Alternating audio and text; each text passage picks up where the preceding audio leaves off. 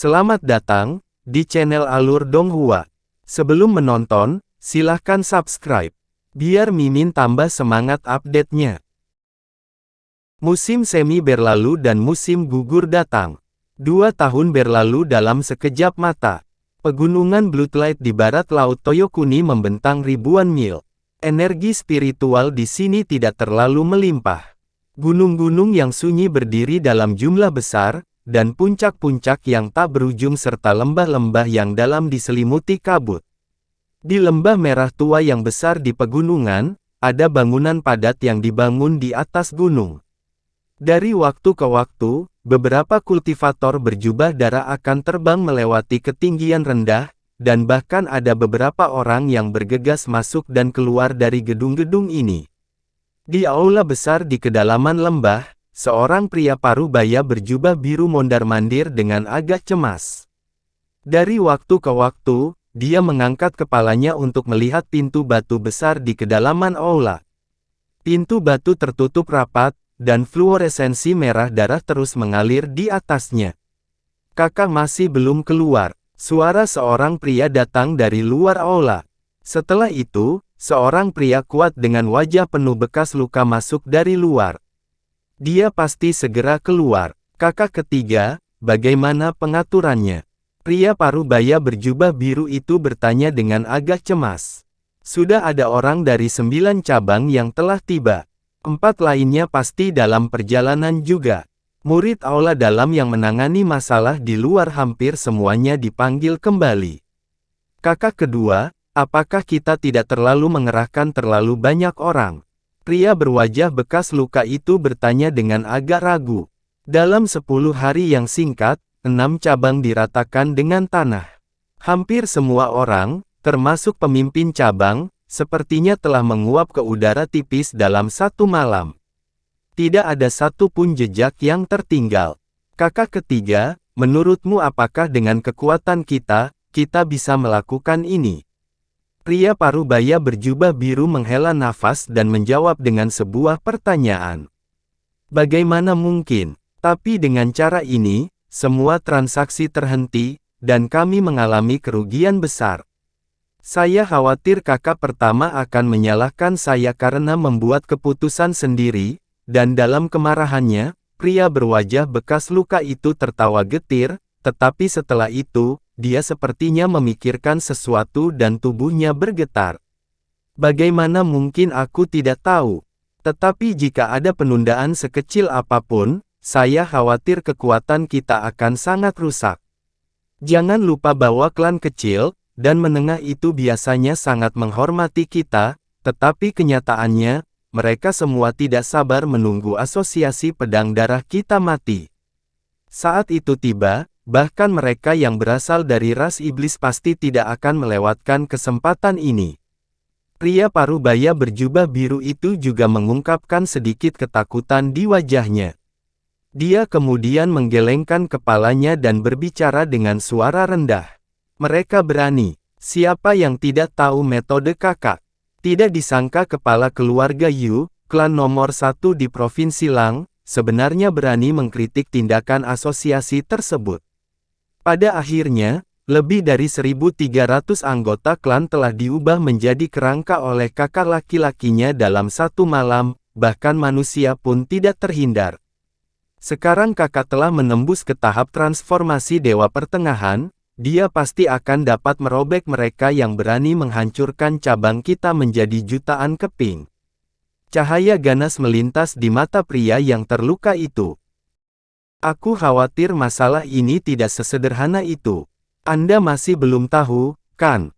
Lebih dari sebulan yang lalu, sekelompok wanita klan Kuchit Shadow yang dikawal oleh Master Aula Si dirampok.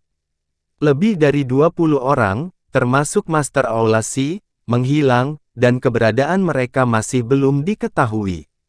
Sekarang tampaknya sangat mungkin terkait dengan kejadian baru-baru ini.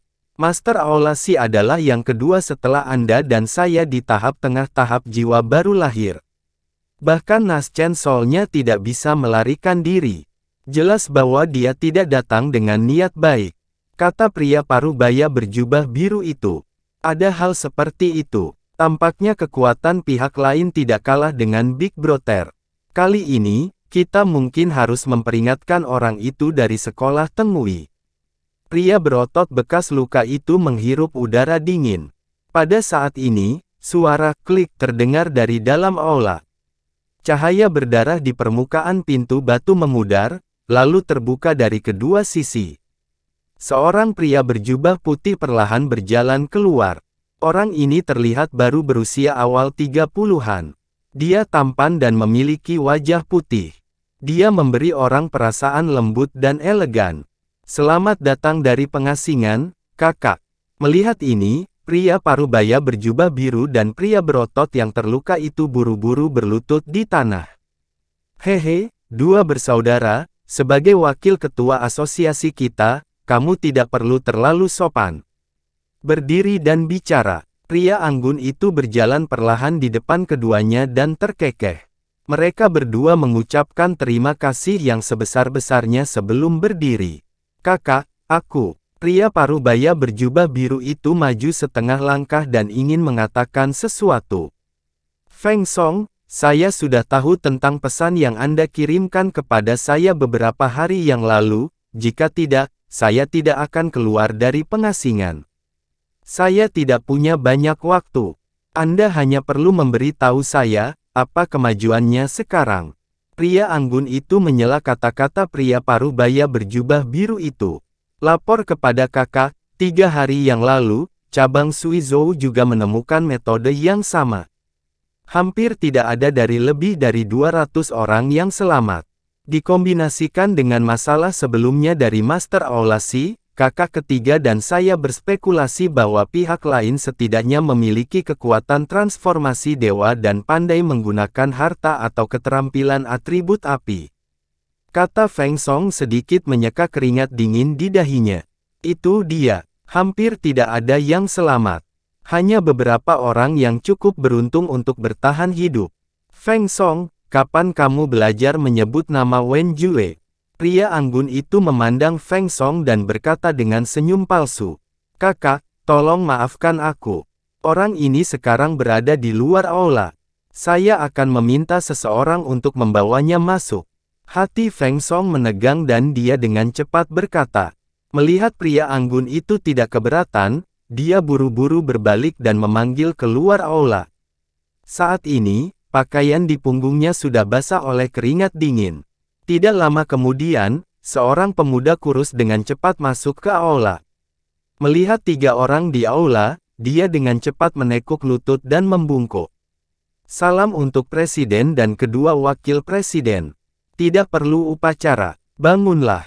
Ceritakan tentang situasi saat itu. Pria anggun itu berkata dengan senyum lembut. Pemuda kurus itu tidak berani bangun dan berkata dengan gagap, melapor ke presiden. 3 hari yang lalu, cabang kami diserang di tengah malam. Yang rendahan ini tidak bisa melihat penampilan pihak lain dengan jelas. Saya hanya tahu bahwa dia menggunakan kemampuan ilahi tipe api dan langsung mengubah seluruh cabang menjadi abu, tidak ada yang selamat, bahkan pemimpin cabang Yu pun tidak. Karena kamu mengatakan bahwa tidak ada yang selamat, bagaimana kamu bisa bertahan? Pria anggun itu bertanya lagi. Bawahan ini harus keluar untuk suatu urusan.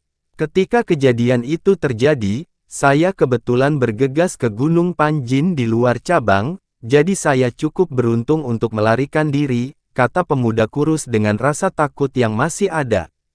Apakah kamu melewatkan sesuatu? Pria anggun itu sedikit mengernyit. Tidak, melihat ini, pemuda kurus menjadi sedikit gugup. Pria anggun itu tersenyum tipis dan tiba-tiba membuat gerakan meraih dengan satu tangan. Tubuh pemuda kurus itu menegang dan beberapa cahaya hitam tiba-tiba muncul di atas kepalanya. Seperti ular, mengebor kepalanya. Pemuda itu menjerit melengking saat darah mengalir keluar dari 7 lubangnya. Tapi segera, suaranya mereda dan tubuhnya merosot ke tanah. Sepertinya dia cukup jujur. Pria anggun itu meletakkan tangannya dan mengangguk, ekspresi serius melintas di wajahnya. Feng Song dan pria berbekas luka itu telah menundukkan kepala mereka sejak pemuda kurus itu masuk, tidak berani bernapas terlalu keras. Pada saat ini, ledakan yang keras tiba-tiba datang dari luar, disertai dengan seruan yang naik turun secara berurutan, menyebabkan seluruh aula bergemuruh dan bergetar. Wajah pria anggun itu tenggelam. Sosoknya tiba-tiba berubah menjadi sambaran petir dan terbang keluar dari aula. Feng Song dan pria yang terluka itu buru-buru mengikuti. Pada saat ini, langit di atas lembah merah gelap diselimuti oleh tirai tebal awan merah darah. Di atas tirai cahaya, ada 3 gunung hitam raksasa yang tingginya ratusan kaki, dikelilingi oleh cahaya hitam. Cahaya merah darah dan cahaya hitam saling terkait dan berkedip, menunjukkan jalan buntu. Di lembah, sosok yang tak terhitung jumlahnya terbang keluar dari berbagai bangunan. Tampaknya ada lebih dari 1000 orang. Mereka semua melihat ke langit, ekspresinya berubah secara dramatis. Ledakan. Gunung hitam raksasa lainnya tiba-tiba jatuh dari langit dan hancur. Kali ini, permukaan tirai cahaya melonjak dengan cahaya merah darah. Kemudian, akhirnya tidak bisa bertahan lebih lama lagi dan pecah dengan ledakan keras. 4 gunung hitam raksasa bergemuruh, menyelimuti sebagian kecil lembah di bawah dalam bayang-bayang aula utama. Semua orang tiba-tiba menjadi sepanci bubur, dan mereka berpencar ke segala arah untuk melarikan diri. Namun, momentum gunung itu mencengangkan. Orang-orang ini tidak punya waktu untuk melarikan diri, dan mereka semua menunjukkan ekspresi putus asa. Pada saat ini, sesosok muncul di langit di atas aula utama dari udara tipis. Itu adalah pria elegan berjubah putih. Dia mengangkat tangannya tanpa mengucapkan sepatah kata pun, dan spanduk besar berwarna merah darah muncul di depannya. Itu berputar dan meluas melawan angin. Kemudian, sejumlah besar cahaya merah darah keluar darinya, dan memblokir 4 gunung hitam raksasa. Keduanya bertabrakan dengan ledakan keras. Spanduk berwarna merah darah bersinar terang, dan bergetar tanpa henti. Tapi, itu masih memegang 4 gunung raksasa. Presiden itu perkasa. Orang-orang dari asosiasi pedang berdarah bersorak di bawah bayang-bayang. Namun, mereka tidak punya waktu untuk bersorak untuk kedua kalinya. Bayangan hitam melintas lebih tinggi di langit, dan gunung raksasa lainnya runtuh dengan ledakan keras. Cahaya merah darah menyebar di bawah tekanan 5 gunung raksasa. Spanduk berwarna merah darah juga terkoyak, dan 5 gunung hitam raksasa itu runtuh dengan kecepatan yang mencengangkan. 5 gunung raksasa hampir menempati seluruh langit di atas lembah, dan lembah itu diselimuti kegelapan. Ekspresi pria anggun itu berubah, dan dia tidak ragu. Tubuhnya bergoyang, dan dia terbang keluar dari lembah sebelum kelima gunung itu menyentuh tanah. 5 gunung menghantam tanah dengan ledakan keras, dan awan debu yang sangat besar naik. Tanah berguncang hebat, dan jeritan sedih naik dan turun. Tapi, mereka segera tenggelam oleh gemuruh yang keras. Sesosok kabur di atas lembah, dan sosok pria anggun itu muncul. Dia melihat ke tempat yang tidak jauh darinya dengan wajah pucat. Sebuah perahu terbang batu giok hijau mengambang di sana, dan seorang lelaki tua serta seorang gadis muda berdiri di atasnya. Pria tua itu mengenakan jubah Taois putih keabu-abuan, dan gadis muda itu memiliki sepasang mata yang cerdas. Dia adalah seorang gadis muda yang cantik. Mereka adalah Taois Baishi dan Liu Leer. Pria anggun itu menyipitkan matanya, dan perlahan bertanya, "Siapa kalian berdua?" "Orang-orang yang datang untuk membunuhmu." Suara Liu Leer terdengar dingin. "Hah? Kamu dari klan Rubah Awan? Aku tahu, Anda pasti rubah iblis kecil yang melarikan diri dari saya bertahun-tahun yang lalu. Saya tidak berpikir bahwa Anda akan mencapai tahap formasi inti setelah bertahun-tahun. Omong-omong, bulu dari klan Rubah Awan Azure Cloud Hill adalah bahan harta karun sihir pertahanan yang unggul. Di masa lalu, itu benar-benar membuat saya untung besar." Pria terpelajar itu berteriak kaget, lalu terkekeh seolah dia memikirkan sesuatu. Jiaren, aku akan membunuhmu. Mata Liu Le'er memerah, dan jari-jarinya yang ramping mulai bergerak seperti roda. Cahaya perak melintas dari lengan kirinya, dan bola api perak terbang keluar. Itu berputar di udara, dan berubah menjadi burung api perak seukuran telapak tangan sebelum menerkam ke arah pria anggun itu.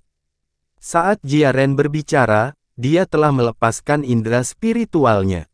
Dia langsung menyapu area seluas beberapa ratus kilometer, tetapi dia tidak menemukan kultivator pada atau di atas tahap transformasi dewa. Ketika dia melihat burung api perak biasa-biasa saja, dia sedikit terkejut. Segera, seringai muncul di wajahnya. Dua junior tahap formation inti berani menantangku.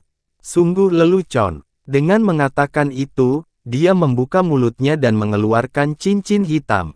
Cincin itu berputar di udara, dan tiba-tiba berubah menjadi binatang api hitam yang tingginya lebih dari 300 meter. Binatang itu menyerupai singa atau harimau, dan memancarkan aura yang sangat ganas. Ia menghentakkan 4 kakinya di udara, dan menyerbu ke arah burung api perak. Perbedaan ukuran antara keduanya seperti perbedaan antara langit dan bumi. Akibatnya, cahaya perak menyala, dan burung api perak itu langsung menghilang ke dalam tubuh binatang buas hitam yang menyala itu. Tubuh binatang api hitam itu menegang, dan dengan ledakan keras, ia meledak. Mata Jiaren membelalak, dan dia tidak percaya apa yang dilihatnya. Namun, dia langsung bereaksi, dan dia langsung kabur. Cahaya melintas dari tubuhnya, dan baju zirah merah berkilauan tiba-tiba muncul di sekujur tubuhnya.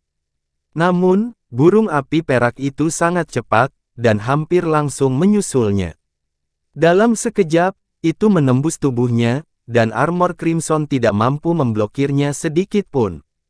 Tidak, Jiaren hanya sempat meneriakkan kata, tidak, sebelum tubuhnya berubah menjadi bola api.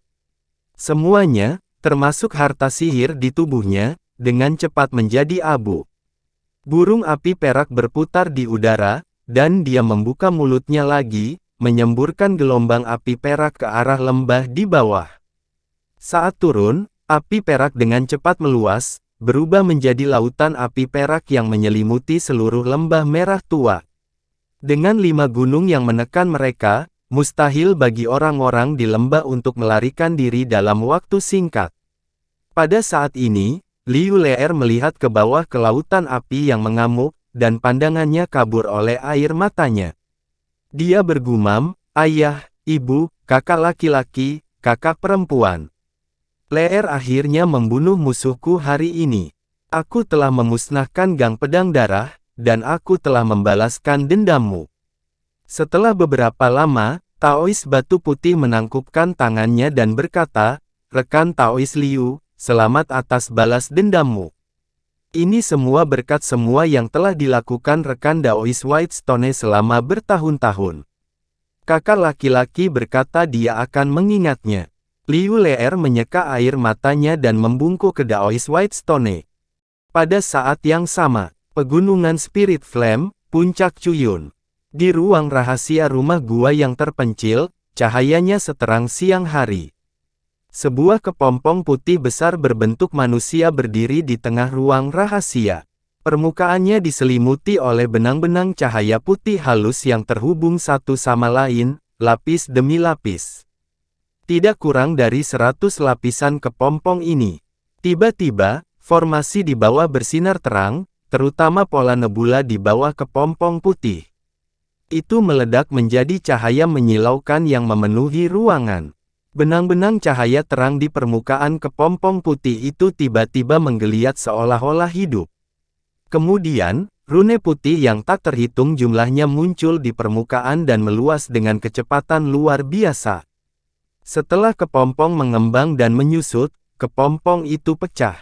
Mengikuti ledakan yang menghancurkan bumi, seorang pemuda bertelanjang dada tiba-tiba muncul dari tengah ruang rahasia dengan mata tertutup. Dia tinggi dan memiliki penampilan biasa. Seluruh tubuhnya terbungkus gas putih itu adalah Han Li. Dia membuka matanya. Cahaya biru melintas di matanya dan aura yang luar biasa keluar dari tubuhnya, menghalau gas putih yang membungkus tubuhnya. Di dada dan perutnya, ada 5 titik cahaya biru yang menyilaukan. Masing-masing dari mereka memiliki rune bintang yang aneh, berputar dan berkedip. Di bawah kulitnya, ada juga cahaya redup yang mengalir di otot dan tulangnya. Cahaya bintang berkedip seolah-olah ada ribuan bintang yang tersembunyi di dalamnya. Setelah beberapa saat, rune bintang berangsur-angsur memudar, bintik-bintik cahaya juga menghilang. Han Li membuka matanya dan menghela nafas panjang. Dia merasa sedikit bersemangat. Setelah 2 tahun kerja keras, dia akhirnya berhasil memadatkan lubang misterius kelima dan mencapai alam kelima biduk Yuan Gong. Kecepatan kultivasi ini lebih dari 100 kali lebih cepat dari yang dijelaskan dalam metode kultivasi. Yang membuatnya paling bersemangat adalah luka fisiknya akhirnya sembuh total saat ini. Divine Soul-nya juga telah pulih sekitar sepertiga dari puncaknya. Saat dia berpikir begitu, dia membalik telapak tangannya dan rumput roh biru muda yang terlihat seperti ginseng muncul di telapak tangannya. Dia memasukkannya ke dalam mulutnya dan mengunyahnya. Merasakan kekuatan spiritual di dantiannya berangsur-angsur terisi, Han Li tidak bisa menahan senyum pahit. Selama 2 tahun terakhir, dia telah mengumpulkan cukup banyak rumput Cloud Crane selama 600 tahun seperti yang ada di depannya untuk tujuan kultivasi melalui cairan hijau. Alasannya karena itu sudah cukup baginya. Lebih dari itu hanya akan sia-sia. Belum lama ini, ia bahkan langsung mematangkan tanaman berumur 10.000 tahun dan mengkonsumsinya. Akibatnya, setelah kekuatan obat melebihi tahap Nas Chen Soul, itu masih menghilang dengan sendirinya. Itu tidak membantu memulihkan kultivasinya sama sekali. Han Li menggelengkan kepalanya dan menenangkan pikirannya. Dia menutup matanya dan dengan santai melihat ke dalam tubuhnya, hanya untuk menemukan bahwa kabut tebal yang menyelimuti dantiannya jelas jauh lebih tipis. Dia sangat gembira dan dengan cepat mengarahkan Divine Sense-nya ke arah cahaya keemasan yang dipancarkan oleh Nas Chen Soul. Dia melihat bahwa orang kecil emas itu masih dalam posisi semula, tidur nyenyak. Melihat situasi ini, Han Li merenung sejenak, lalu dia menyalurkan kekuatan indera ilahinya, menyebabkan kekuatan spiritual yang terkandung di dalam dantiannya melonjak. Benang kristal tipis muncul dari udara tipis, terbang ke atas dan ke bawah menuju jiwa yang baru lahir. Saat mendekati jiwa yang baru lahir, semua benang kristal tiba-tiba berakselerasi, menusuk lurus ke arahnya seperti jarum baja.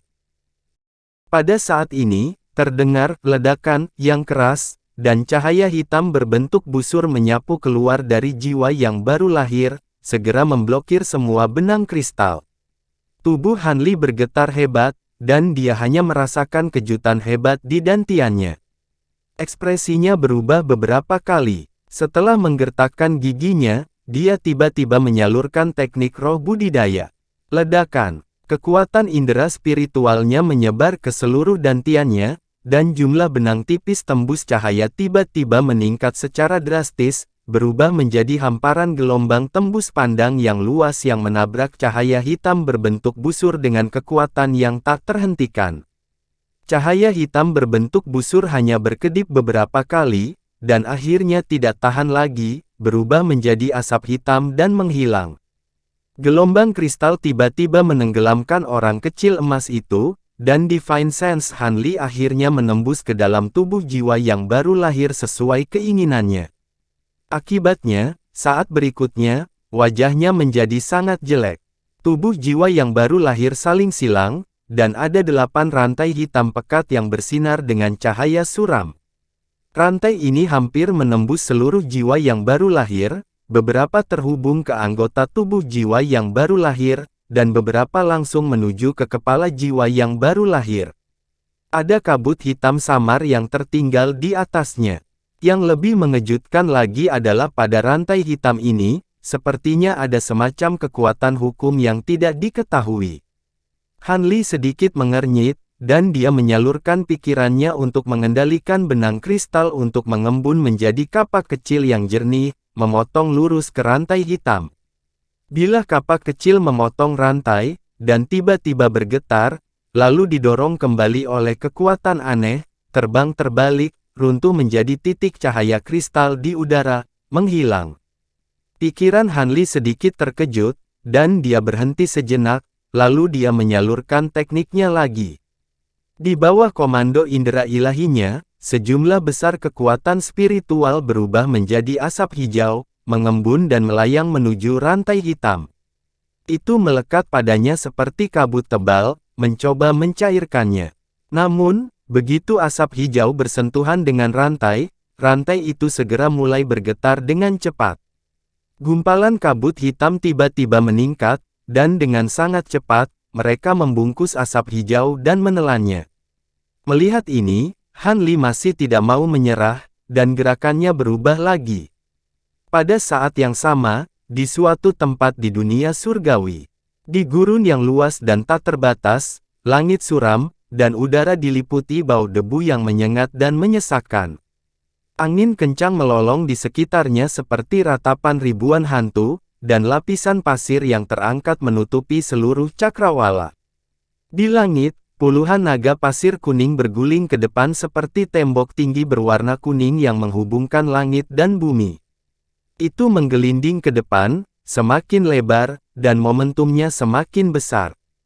Namun, ketika meluncur sekitar 10 mil jauhnya dari pusat gurun, itu jelas tidak menemui hambatan, tetapi tiba-tiba runtuh dengan dentuman keras seolah-olah menabrak gunung yang menjulang tinggi, berubah menjadi debu yang tersebar ke segala arah.